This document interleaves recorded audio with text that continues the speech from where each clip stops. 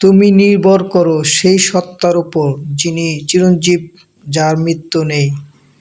তারই প্রশংসার সাথে তাসবিহ আদায় করতে থাকো। নিজ বান্দাদের গুনাহের খবর রাখার জন্য তিনিই যথেষ্ট। الذين آمنوا وعملوا الصالحات طوبى لهم وحسن مآب.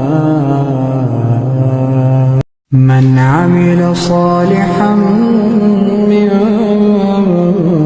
ذكر أو أنثى وهو مؤمن فلنحيينه حياة